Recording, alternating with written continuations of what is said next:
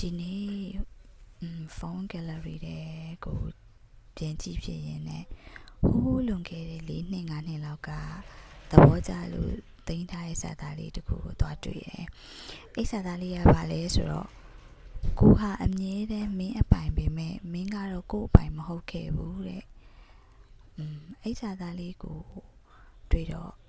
အခုအချိန်မှာဘာလေးကိုတွေးမိသွားလဲဆိုတော့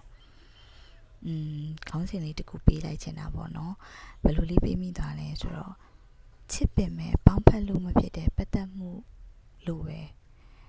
ခေါင်းစဉ်လေးတက်လိုက်ချင်တယ်ဟိုးငယ်ငယ်တော့ငယ်4 နှစ်5 နှစ်တုန်းကတော့ဘယ်လိုသဘောကျပြီးတော့တင်ခဲ့တာလဲတိတ်တော့မမှတ်မိတော့ဘူးဒါပေမဲ့အခုချိန်မှာတော့ကိုဟာအမြဲတမ်းမင်းအပိုင်ပဲမဲ့မင်းကတော့ကို့ပိုင်မဟုတ်ခဲ့ဘူးဆိုတာလေးကို